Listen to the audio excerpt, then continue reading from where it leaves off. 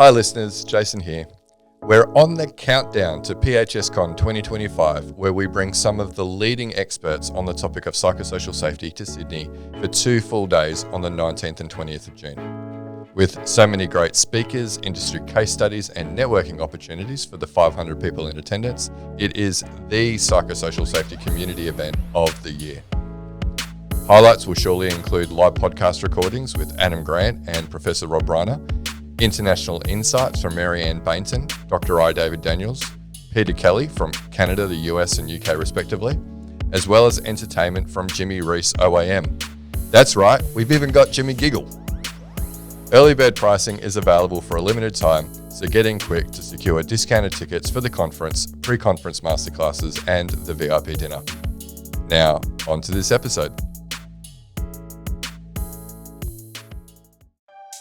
From Flourish DX, this is the Psych Health and Safety Podcast. With workplace mental health becoming a safety prerogative, this is the source of information on psychological injury prevention and health promotion. Hi, and welcome to the Psych Health and Safety Podcast. My name is Jason Banshee, and I'm one of the hosts of the show. The aim of the podcast is to rapidly increase the knowledge and application of psychological health and safety in workplaces worldwide. To help with this, we have regular guests from around the world who are leading the way in this important area. But before I introduce our guest and topic for today, allow me to introduce my co-host, Joelle Mitchell. How are you today, Joelle? Well done, Jason. Yeah, I didn't laugh. You didn't laugh. You got through that whole thing, and it's been, 8 weeks since we last did this? So it's been a while. So this is, for listeners, this is our first recording of 2025. Yes. Yes. I have to get used to saying 25. Yeah, there's a lot of things we have to get used to this year. So What else? I don't know. I'm assuming. There will be. Well, Trump's the new president. Well, I mean, that happened before, so. Yeah, it has happened. Yeah. Things repeat.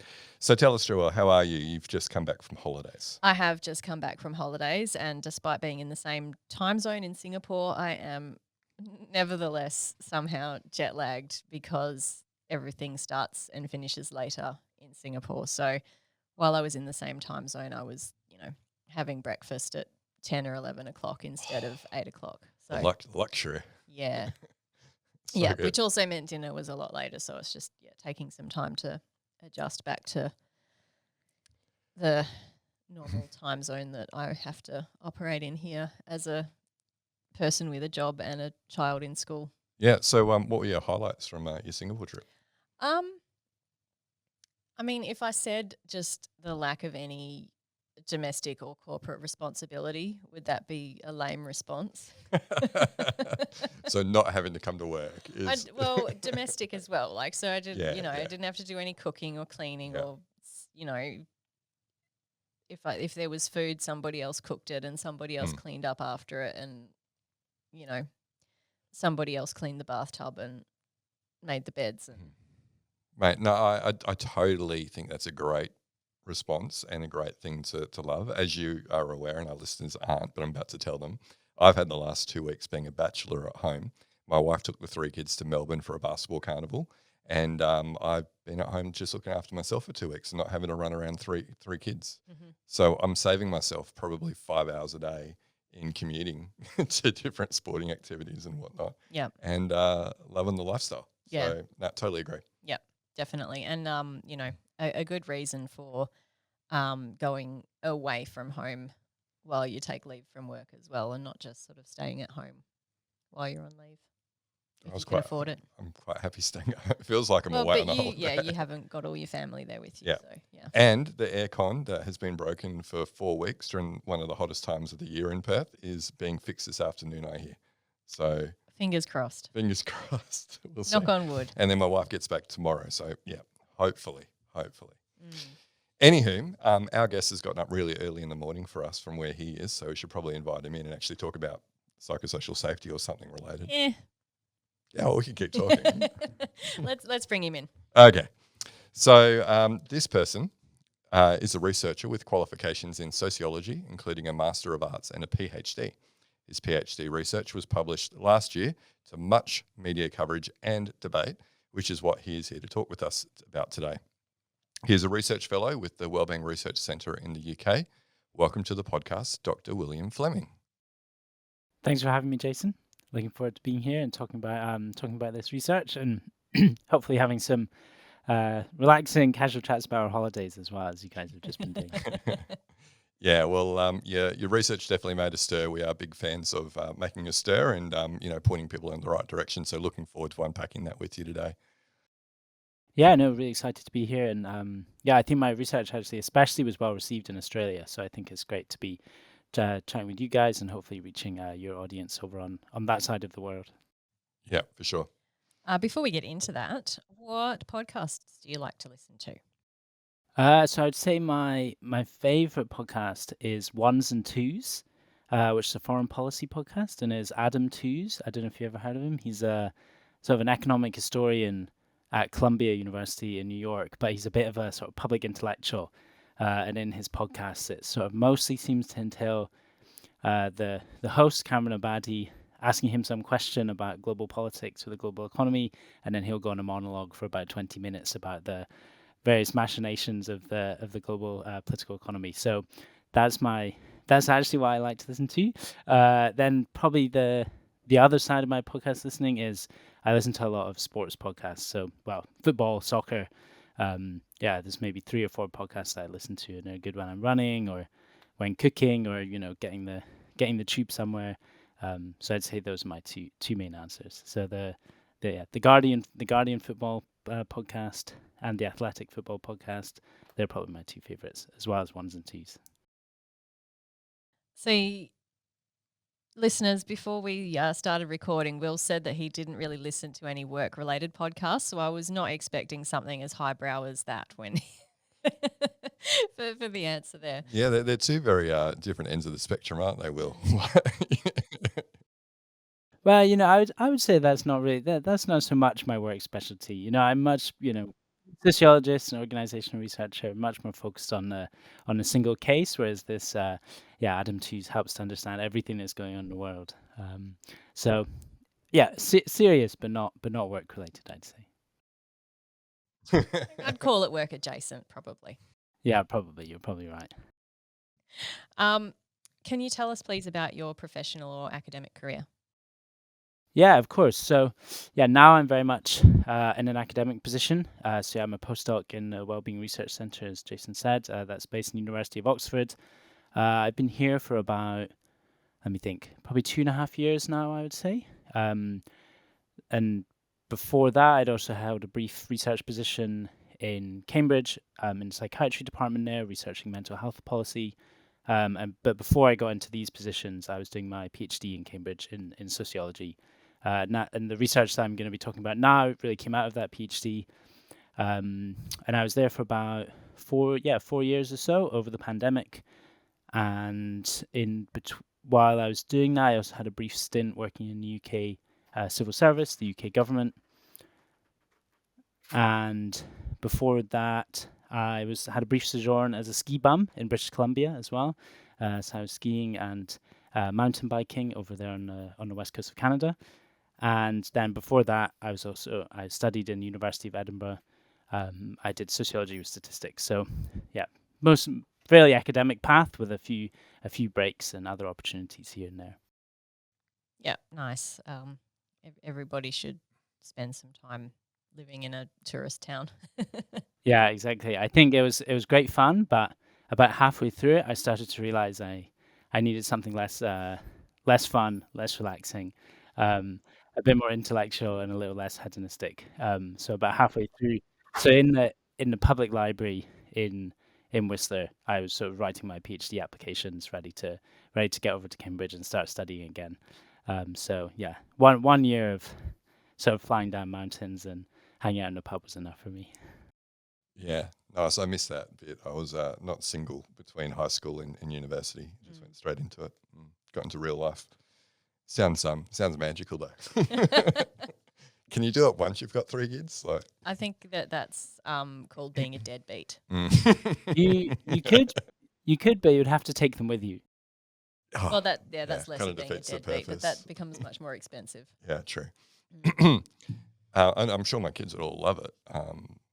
I'm sure they would too. Don't know how I'd afford it though if I'm not working. No. So, Will, how long have you been out of your PhD now for?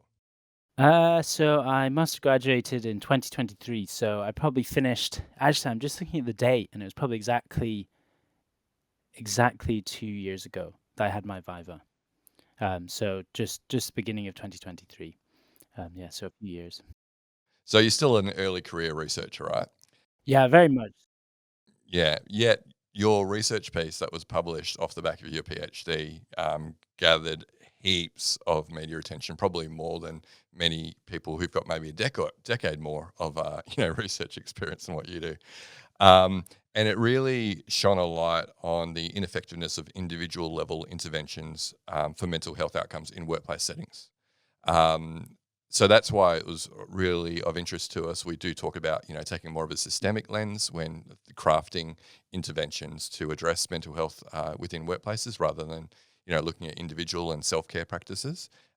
Those things have their place, but we just know that we've been talking about it for years, that they're largely ineffective when applied in a workplace setting. So I guess we'd love to unpack that research with you today, given how much attention it got. And as you correctly have identified, it resonated really well in Australia because this is kind of where we're going with the regulations on psychosocial risk management and these sorts of things. So, I guess first of all, tell us, about the main focus of the research in your own words.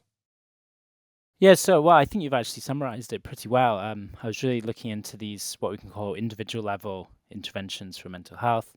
I think your listenership probably is a little bit more up to speed on what this type of technical language actually means, but really these are the kind of practices that organizations implement to really try and change individual workers' behaviors, mindsets, their personal resources, really. As opposed to maybe trying to change work practices or some organizational policies. So really trying to change something about the individual worker. And I think, so what I really wanted to do in my study, and I think, maybe we'll get onto how I ended up, how I actually did it. I think I wanted to try and evaluate these programs in multiple contexts. Most of the research, very much to its credit, goes in and does single organizational cases, track it over time, and this gives us, and from this we kind of estimate the effects of various programs. But I think that's a sort of in vivo experiment almost, whereas here I think I wanted to estimate across lots of different contexts, how are these types of policies, which are examined in quite controlled scientific bases with high fidelity, so implemented very well, how do they actually translate into hundreds of different organizations, and what are the outcomes for workers? I was very much interested in primarily mental health and well-being outcomes, I think, because the whole idea is that these programs are helping to improve workers' own well-being rather than any sort of organizational outcomes. So the specific programs I was looking at, I think there was 11 in total. The types, most of them are probably very popular. Many of your listeners probably have them in their organizations, things like mindfulness programs, resilience and stress training, time management training, well-being apps, so relaxation programs, a few others, including employee volunteering opportunities. I'm here. I'm sure, as you've kind of already spoken about, I've received a lot of attention. And actually, this was because my evaluation of these programs is the effects are null. They're not having any benefit. And so it's quite often the null results get published. So that it's even more surprising that null results actually get picked up by the media and go wild. So I think it's obviously very exciting for me, but it's definitely a very interesting story. So let's talk a little bit about the reception then. So I guess two audiences that we'd really like to explore there. How was it received by peers and then by the media? Yeah, I think by my academic peers, the reception is always a bit more of a slow burn. And I think a bit cooler, for other academic researchers, it's just another paper on a topic that's been studied by hundreds, if not thousands, of researchers, published in a sort of mid-tier industrial relations journal. I think, it's just another bit of the evidence base, really. I think, most people appreciate that I took a sort of survey-based approach rather than this field study, case study approach. But in general, it's been positive. I think in academic circles, for almost 20 years now, there's actually been quite a lot of cynicism around individualized mental health interventions, which probably hasn't been replicated in business settings and organizational settings. I think academics were long like, why is everybody so focused on resilience at work as opposed to working conditions? So I think, it's been a sort of normal, I guess, more of a normal reaction to an academic paper.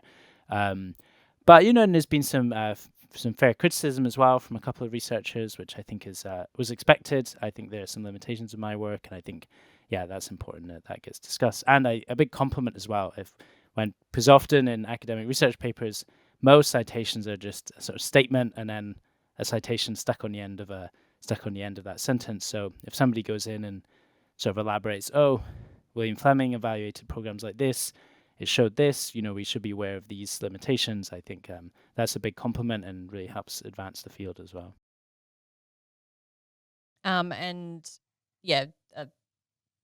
Fairly, sounds like a very standard type of the type of response that you would expect from academic peers. Well, no, often they're just like very cynical and aggressively hostile towards other researchers' work. Well, there can be that as well. So even if it's a neutral will, I think that's actually a positive. Yeah. Well, maybe I've just not heard from them if they're being aggressively cynical. Well, I think, like you say, most people agree with you, and if there's some small flaws in methodology or whatever, then so be it. That's how it goes. So tell us about the media response. Yeah, I think the media response is almost as much of an interesting story as the research findings themselves. As I've kind of outlined my career, I'm junior researcher. This is my first paper peer-reviewed and published. It basically got picked up by every single major newspaper across the world, basically. I think the headline was the New York Times, and from there, it went everywhere. It was all over LinkedIn. Even went viral on TikTok, which I've never seen before from an academic paper, which was quite fun. And I had random people that I went to high school with 15 years ago sending it through to me on social media, which was kind of amusing. So it was really, it got picked up everywhere. And I think, especially on LinkedIn, I was seeing a lot of debate from professionals in occupational health and in human resources, really debating the findings. I think it's obviously very exciting for me to get this much coverage, to have it clearly having some impact on the discourse, and hopefully in time having impact on practice. And I think really why it went so viral, I guess, is that it seems to have tapped into some kind of underlying resentment that people were feeling about a lot of the programs that were implemented in workplace in the name of in the name of well-being. That I think workers doing the jobs often, everybody knows what's wrong with their job. Sometimes it might be you've got a rubbish manager, or it might be something's up with the scheduling, or it might be that, I don't know, you don't have enough colleagues, you don't have the skills to do the job. Everyone knows what the problem is. So I think then when organizations are maybe offering, something around relaxation and mindfulness, I think there's an awareness from employees doing the job that these types of solutions aren't going to actually be fitting their problems. And so when I'm looking through, in the New York Times, there's the open comments as well on the bottom, and it's full of people saying, oh, finally someone said it, or duh, as if this needed to be researched by academics almost. So I think that story itself is quite interesting, and I think it tells us maybe where we are in the trends and the general discourse around work well-being and actually how we improve people's jobs, that everybody was ready for a bit of a change in tact over what the most effective way to go was. Yeah, and I think it's long been a complaint for employees that there's that many memes around about it, right? Like you've got stresses and challenges at work, and you're struggling, and so we'll give you a resilience program that says that actually it's you that's the problem and not the work that you're being asked to do. And if you could cope better, or if you were stronger, or whatever other personal deficit we want to attribute to this issue, that's actually what it is, rather than anything that the employer should be doing. And so I guess everybody who works knows what that feels like, and so to have it validated through empirical research can feel very, what's the word I want to say? Vindicating for people, I think. Yeah. That's actually the word that I had written down in my notes. I think it vindicated people who had been maybe complaining about this problem for a while, and then I think also vindication for my research findings to have such widespread response. I think helps support the findings that probably before they came out would have been quite controversial, and which is regularly posed to me. Or were you surprised about these results? Do you think these results are controversial? So I think, this response is really vindication for the findings. Yeah, well, so media and peers, I can imagine the wellbeing industry as a whole probably wasn't too happy with the publication of the results. Um, Obviously, the wellbeing industry is a multi-billion-dollar industry across, even if you just think about markets like the UK and the US, where it's, a benefits culture, right? And, these things are given out, left, right, and centre, much easier than changing the design of work, obviously. So, like, did you get any death threats or anything like that? There was one, I guess probably one that was quite awkward. Luckily, not for me. Professor Jan de Neve, who runs my research centre, was presenting. He recently brought out a book on wellbeing science and policy last year, and he was hosting a book launch. And afterwards, a gentleman came up to him and accosted him, basically saying that his research centre had ruined his business, which I think was quite upsetting for Jan. And I think, it's tough for this guy as well with his business, but I think it's probably long overdue that a lot of the vendors offering ineffective solutions, we needed some evolution, and we needed to take improving well-being a little bit more seriously. So that's probably the one. That's maybe the clearest case of pissing some people off, if I can say that on the podcast. I don't know if you beep that out. It's Australia. It's Australia. We're in Australia. You're fine. Yeah, it's Australia, so it's probably We've fine. done far worse than that. We said that 5 times before breakfast. So, So that's probably the clearest example. But also informally, I've had I know that it's not been too well received by some of the big wellness vendors that are out there. But I think interestingly, a lot of these providers have also, whether you can directly attribute it to these research findings and the media coverage, but I think a lot of the big wellness providers have actually changed their tack a little bit on this in the last year.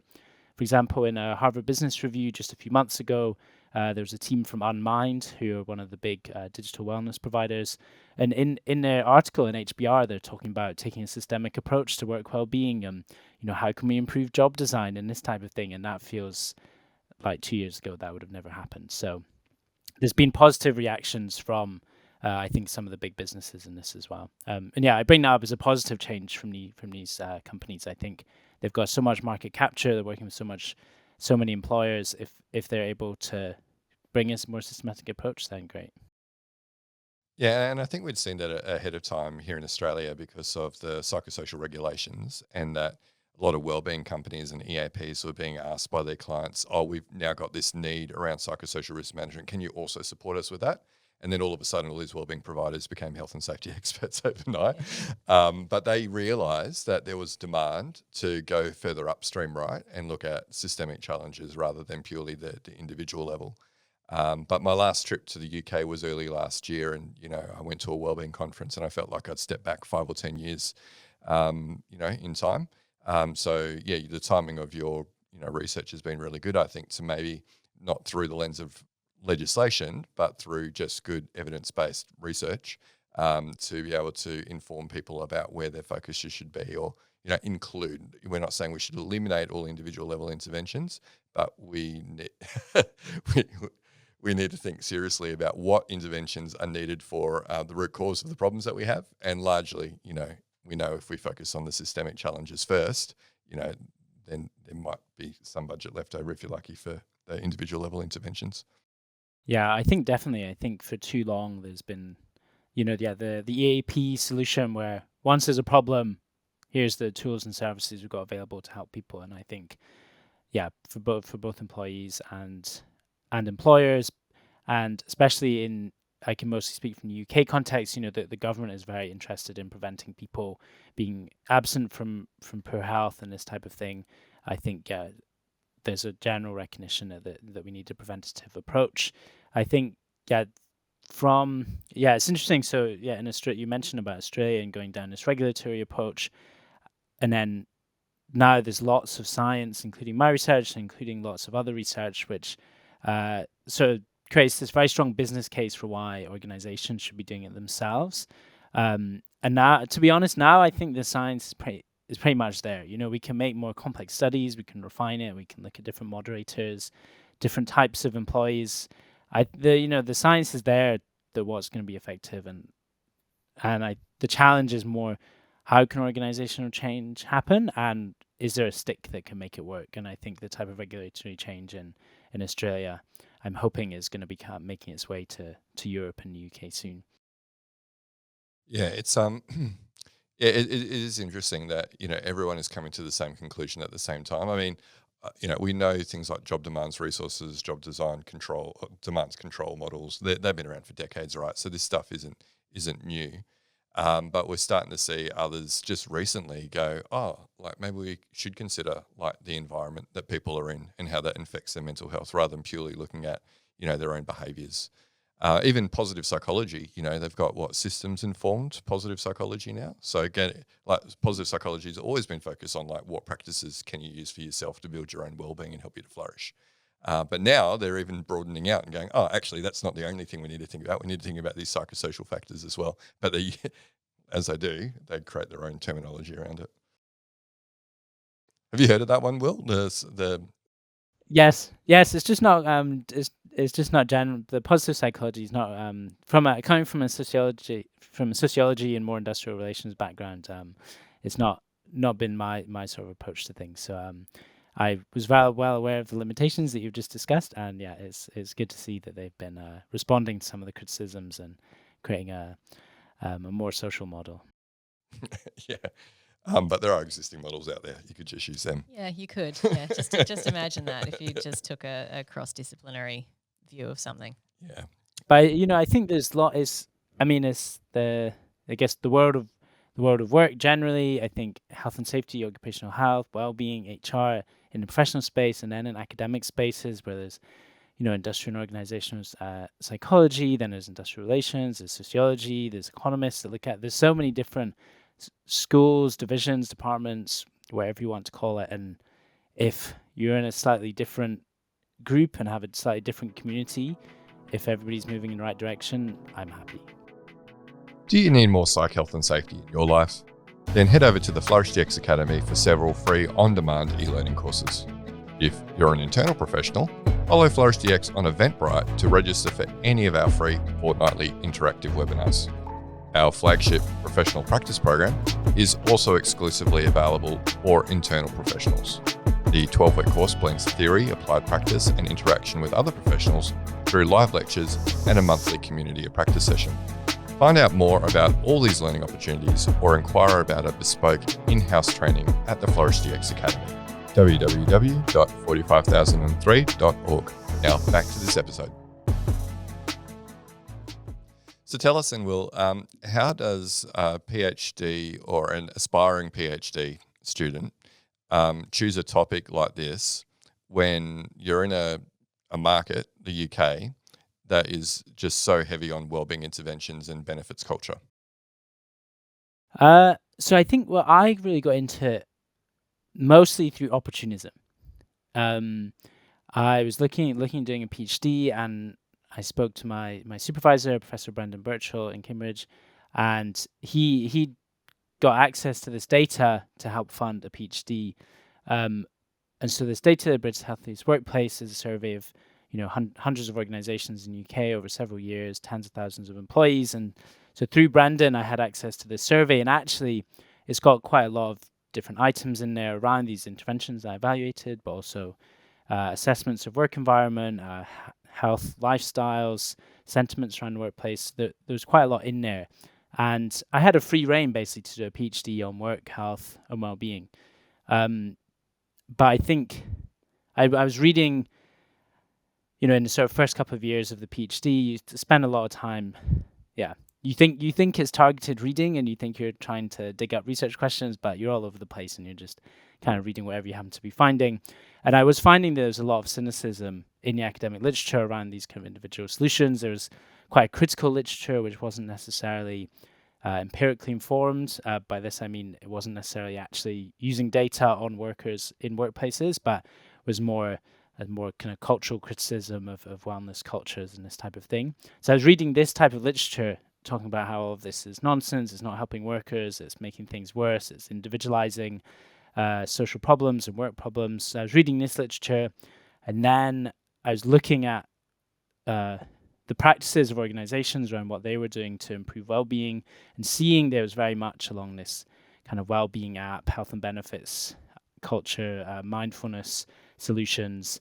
And then looking at my data and thinking, okay, well, I've actually got, employee responses to whether they've been engaging in these types of interventions, and a load of health and well-being outcomes. So it was a bit of a confluence of opportunism, sort of intellectual exploration, and then also spying this, what seemed to me to be a problem in organizational practices. Yeah, bold move. But like you say, it's opportunistic in having such a big data set, and then you just had to frame the right question around the data that you had, hey? Yeah, and I think, bold move, but it's paid off, which is I think great. And now I'm in a research team here in Oxford where, even though these research findings are maybe a little more iconoclastic than some of the other ones, I think I'm in a team where we all want to try and improve people's workplaces, and we've been continuing this work, and I think now, I've got a very good fit with this team, and it's taken me on a good route. Yeah, and no doubt some celebrity status as well. Like I hear this isn't the only podcast that you've done. You've done other media interviews and things as well. Yeah, it's been fun.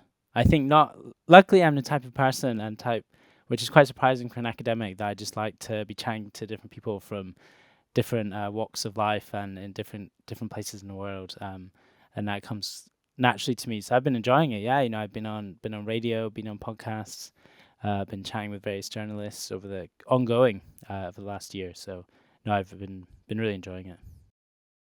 There's other researchers listening to this episode just like cringing down into their collars at the thought of of all of that. So yes, fortunate that it was a good match for your personality.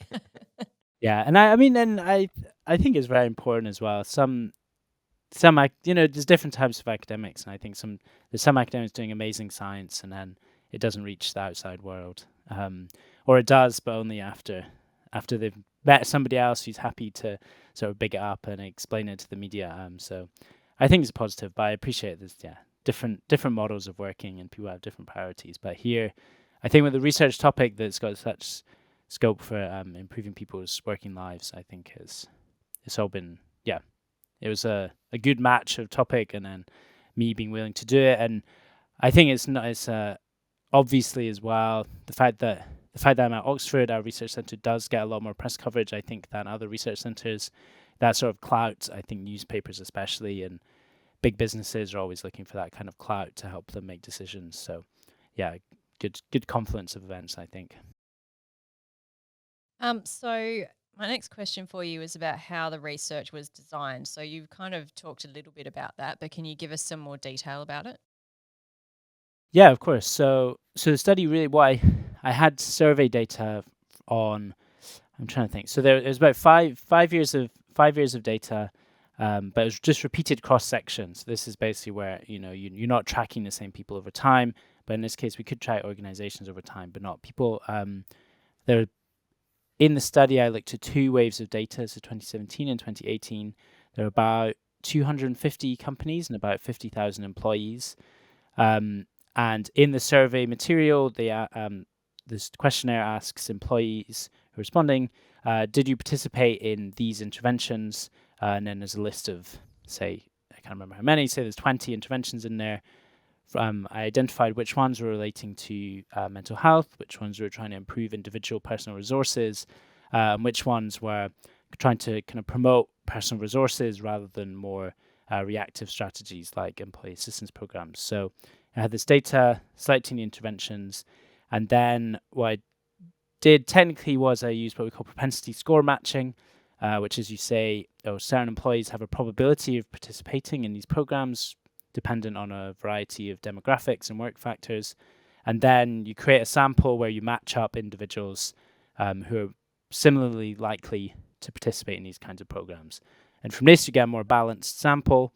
And from there, I compare the mental health and well-being outcomes of these employees, those who participated versus those who don't. So it's rather than a kind of pre-post evaluation here, it's really a post evaluation.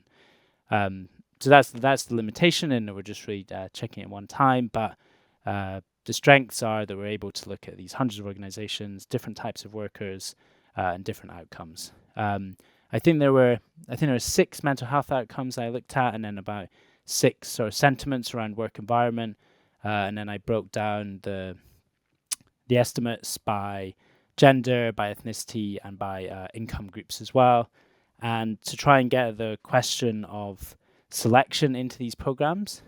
So by this, certain types of workers are going to be more likely to engage with an intervention based on their mental health. But that's going to be the outcome, so it creates issues of causality.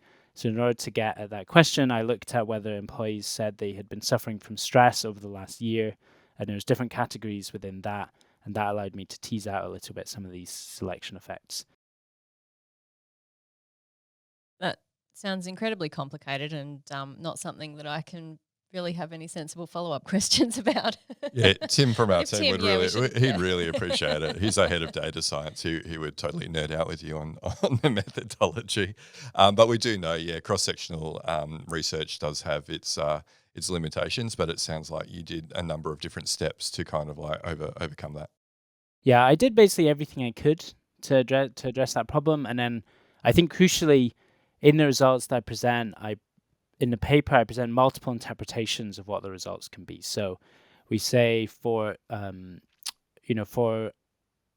mindfulness program, there's no benefits and sort of null findings, and there are multiple interpretations of this where it could be that there's some selection effects where actually those who need it most are participating and it's improving their mental health up to the levels of those who are not participating, or it could be that that it's just not having an effect. So for each of the different interventions and the different findings I propose these different interpretations of the findings. And I think regardless of, which way it goes, there's still a compelling argument that these are not the optimal solution for improving well-being. And I hope, my aim, and I think it's been well received by my colleagues, that, presenting this kind of multiple interpretations of what these findings, because that actually be telling us, and what are the limitations of cross-sectional work, I think that helps to address some of these problems. Now, when we talk about workplace mental health, we're largely talking about population health interventions, right? So, it's great to do the one-to-one, but, it's pretty hard to do when you've got, say, 10,000 employees to be able to work at that sort of scale. So largely we're looking at primary prevention, trying to bring the whole population's health up, right? So you had that organisational level data. So you were finding it even at the organisational level, when you're looking at you said you had 6 different mental health outcomes, for example, you weren't seeing improvements based on their application of these different programs. Yeah, well, I think because it's cross-sectional data, I think here rather than say, we're not seeing improvements, because that would imply that I'm kind of tracking these people over time, but it's more about saying, okay, those who are engaging in these programs their mental health is no better off than those who didn't participate. So from this, we're sort of saying, there's no benefits from engaging, and at least it's not an optimal way to promote well-being. So slightly different terminologies there, but essentially we had organizational survey data, and the findings seem to be null, which points us towards more effective solutions. Yeah, good point of clarification. Spoken like a true scientist. Yeah, that's right. So beyond demonstrating the importance of improving work for mental health benefits rather than individual level interventions, what other findings have come out of the research with all that data that you had access to? I think with that data that I had access to, I think probably what's most interesting is how few people engage with these types of initiatives. and I think you can see it in field studies as well, where you go in and track people over time. You maybe have a workforce of 1,000. You offer an initiative, 10% say they're interested, and then 5% actually go through with the program. And in the survey data, lots of these programs, it's sort of 2 to 5% of organizations actually engage in the programs that are available. Was probably the most popular of those I evaluated was employee volunteering opportunities, which sits about 10 to 15% in organizations. So the individual solutions for well-being employees aren't interested, and it's quite difficult to assess. What would good look like here? We could say 100%, but that's sort of unrealistic. But it feels that if we're saying at 5 to 10% for engagement, that's seriously low. So I have a research paper coming out very soon. I'm sort of waiting on it popping onto Google Scholar when it gets published. And the argument in is a bit more of a sociological argument, but in there I look at participation in these kind of mental health individual level programs, and look at the types of people who are actually engaging, and comment a little bit on the low participation in general. Probably more interesting, which is moving on from my PhD research, is the work that I've been doing with my colleagues in Oxford. We have, I guess, a social impact arm or vehicle, which is connected to the Wellbeing Research Centre, which is the World Wellbeing Movement. And through this, one of our key aims is really to provide business recommendations on how best to improve wellbeing for workers. And so with my colleagues, we did a pretty hefty review of all the literature, and we've kind of collated and pulled together our recommendations for what are the best interventions for improving workers' health and wellbeing. This broken down by thematic drivers of well-being. So rather than thinking, okay, we're interested in improving employee well-being, how do we directly improve well-being? We think, okay, what is actually the effects how people feel at work? Well, it's to do with their management, it's to do with their training, it's to do with their how they fit in the organization, and it's more about how can we improve these drivers of well-being as the best vehicle for having impact. And we've got all these recommendations up online on the World Wellbeing Movement website. I think that would probably be most interesting for your listeners and for practitioners. I think the most interesting thing that came out of that review is we're not really proposing. Well, it depends how you read it. There's lots of kind of proposals. Do this. It will help improve people's job satisfaction, as shown by this study and in this case study. But I think what's more interesting coming out of it is really about the process for how you identify the correct interventions and solutions for your workplace. It's really about thinking, okay, what are the problems? As I previously mentioned, most of us know what the main problem is. It might be management, it might be scheduling, whatever it is, and saying, okay, this is the problem, and then engaging the employees who do the jobs in the process for designing the solutions and making their work better. So I think for me, what's most interesting coming out of that review is really this process for improving jobs, rather than, here's just try this one organizational trick that will, save you time and money. Is more, this is quite it's difficult to improve organizations and improve working practices, but this is how to go about it. Well, Will, it's really great to hear that you came to that conclusion on your own without our input, because we've been saying the same thing for about 4 years now on this podcast. It's more about the process and understanding the right issues, and then determining what the intervention should be. So often we get asked, what is the ROI of Flourish DX, our software platform, or what is the ROI of psychosocial risk management more broadly, right? And we're like, well, it depends on how big an issue you had to start with, what was the root cause, what intervention you chose to apply, right, and how you chose to measure it. It's not like a vendor who has a product who says, I've got a product that will soothe all your ails around mental health. You just need to do this one simple trick, right? And here's the ROI from this very tightly controlled clinical trial that we did. And sure, it'll work in your context. So it's really great to hear you talking about. It's actually more about the process, which we call psychosocial risk management, rather than just picking an intervention that's supposedly evidence-based and just going, this will sort us out. No, I mean, I completely agree. I think, and often we speak with organizations, and I've been presenting at various sort of practitioner conferences, and we share what we call it the playbook of interventions. And when we're presenting this, we always really focus on you've got to think about what are your problems, what could the solutions be, who should have a say in what the solutions are going to be, and then I think obviously as a researcher, I'm very much interested in outcomes and evaluation, thinking what are appropriate ways to evaluate what you're doing. The challenge I think is, as you said, what's the ROI? It's kind of impossible. It's sort of impossible to estimate it. I think now I've done this research paper where I'm saying, we need a systematic approach to improving organizations. So the next natural step would be to go and do a research project on a systematic intervention in an organization, and it's almost impossible to run these kind of evaluations. And I mean, some researchers have done it, but it's far fewer. And I read some other literature reviews and saying, there's a lack of evidence around organizational intervention. It's like, well, if you're going to change the whole sort of decision-making process in organizations or the contracting systems, you can't run a randomized control trial on that type of change. So then it doesn't then get filtered into maybe scientific literature reviews, and then it doesn't end up in recommendations for businesses, from government or from sort of consultants. So it's very difficult, and I think the story that I'm trying to tell around processes and yours as well, I think is the right story to tell, but maybe it relies a little less on saying this is evidence-based, which is a poison chalice maybe.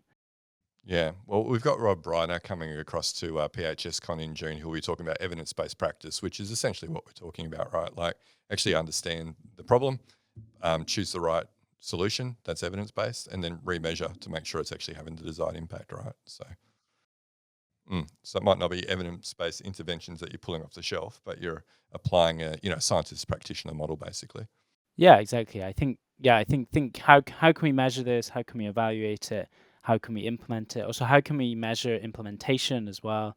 Thinking about engagement rates and this type of thing, and various organizational outcomes of effectiveness rather than just employee outcomes. But I think, as you said, a scientific practitioner model sounds best rather than here's the best practice from scientific literature, just implement it in your workplace and it'll make everything better. I think the approach you recommend there is best. Yeah, we saw how that worked with growth mindset, right?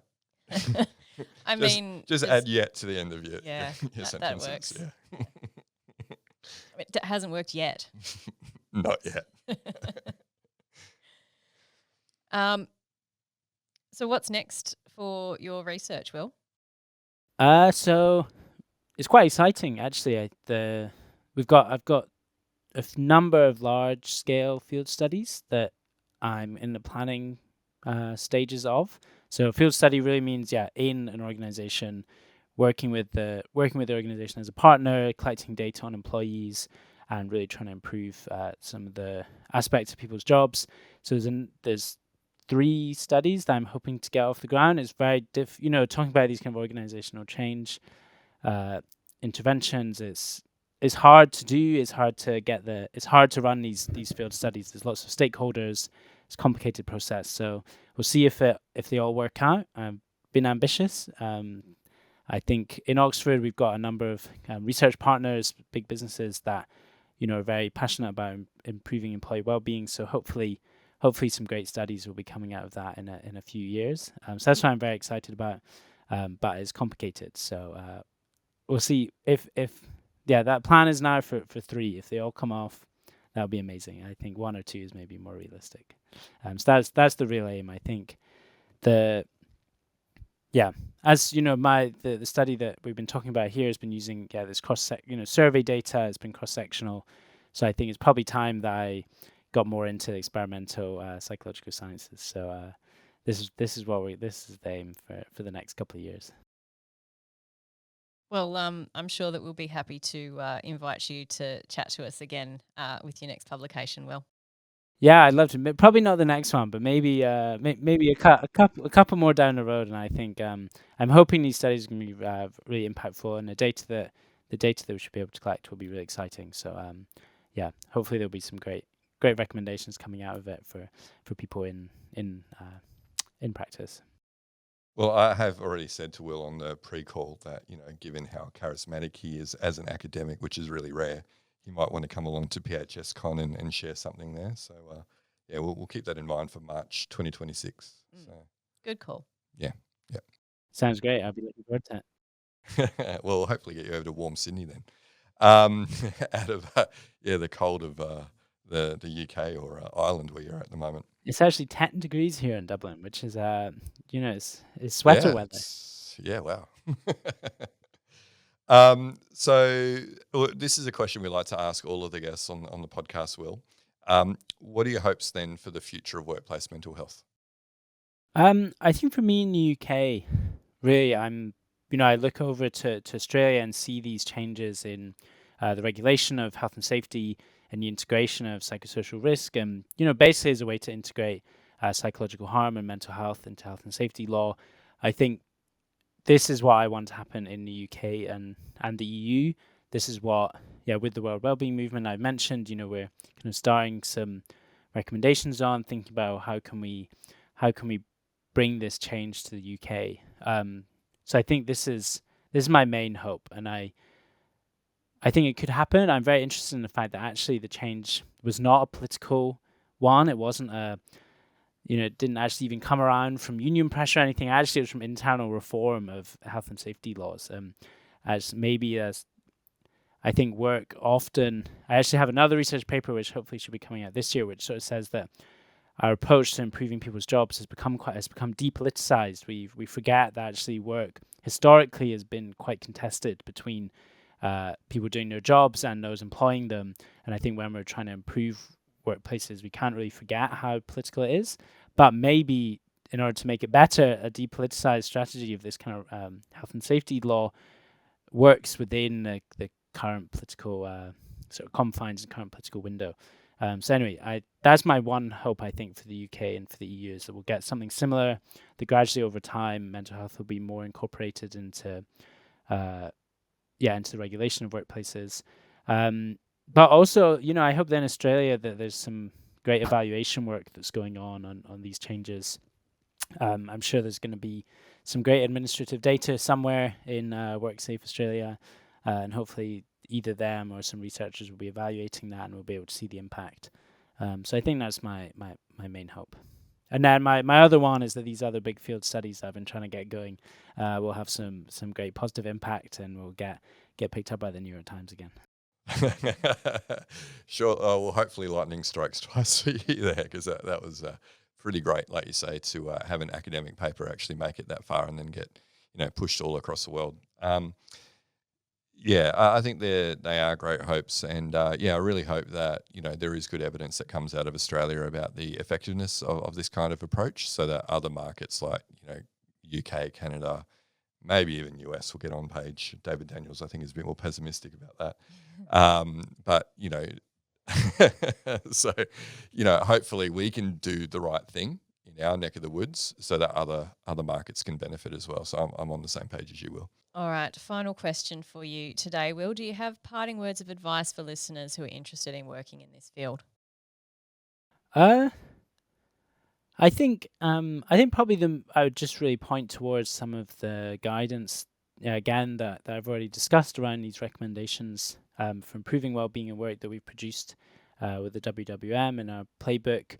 I think there's some great ideas in there. Hopefully it'll be quite inspiring for people working in organizations or people maybe just starting out in a career and seeing this as a world where maybe they can make a difference to employees' lives. Hopefully they can find the resources that will make their jobs more impactful. And I would also say, keep engaging with the type of, whether it's researchers, whether it's sort of more public-leaning practitioners like you folks, kind of keep engaging with these resources that will be more impactful for improving jobs. That's, I guess that would be my parting words. I think, and a junior academics recommendations for professionals in occupational health and safety. I think a little tangential, but hopefully that can be helpful, and hopefully we've got something that will be informative for them. We do have a large number of students who also listen to the podcast, so it's certainly always helpful for them to hear and from. a number of academics as well. Yeah, academics and people who are not yet working in the field but interested. So yeah, lots of a big variety of listeners there. Yeah, but like you say, there's lots of great resources and more resources being published all the time. You don't have to, go to university at Cambridge or Oxford to build the same understanding that you need to be impactful. Yeah, definitely.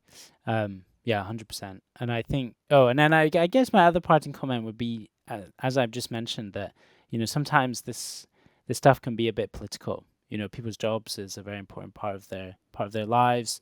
I think it used to be very political and very sort of, collectively organized with unions and this type of thing. And just because of the decline of that doesn't mean it's not as contentious and political. So, if you end up working and people, in organizations, people have more, I guess, micro-political arguments over what should be happening and what changes should be happening in organizations. And I guess maybe, don't shy away from some of those harder. I was going to say conflicts. That's maybe we don't need to quite get there, but some of these harder oppositions that people face in organizations. All good words of advice. Mm-hmm. Well, Will, it's been a real pleasure to finally get you on the podcast. I did hit you up soon after this research dropped, but my LinkedIn was going wild. Yeah, I can imagine. There was lots of requests for your time at that point to get out there and interview. So glad that things have calmed down a bit and becoming a bit more steady pace so that you could join us. And I'm serious, we'll see if we can get you along to PHSCon in March of 2026. It'd be great to have you there. And I think someone like an Ange Martin would be a great person to interview, Will. Another academic, a bit further along in her career. Academic, yeah. Yeah, cool.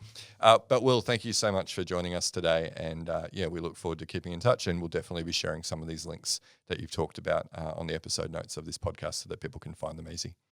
No, thanks so much for having me. It's been great. And sorry, it has taken probably a year since you reached out before to get on, but maybe it's better even now. I think after everything's quietened down, I think a bit more contextualization now will hopefully be good. And I'd love to come over to Australia and meet you all in person and hopefully, speak to types of people that are listening to this podcast. Awesome. Well, thanks, Will. Well, listeners, that brings us to the end of this episode. Remember, we do record these over video when we have our guests on. So if you check out this video, you'll be able to see the back of Will's hotel room that he's calling in from Dublin. We do also share clips of this on the LinkedIn YouTube page. The LinkedIn page for Flourish DX. This is the first podcast episode of the year. So I'm still getting it back. But Flourish DX YouTube channel is where you'll find the full video, and the LinkedIn page is where you'll find the snippets. Yes, thank you. You'll find that Joelle and I are very active on LinkedIn, and our inbox isn't as overflowing as Will's is. So feel free to reach out to us on LinkedIn if you want to continue the conversation over there. But that's it for this episode. We'll catch you next time. You've been listening to the Psych Health and Safety Podcast. To stay up to date with the latest on psychological injury prevention, follow Flourish DX on LinkedIn and subscribe to the Psych Health and Safety Podcast at www.psychealthandsafety.com.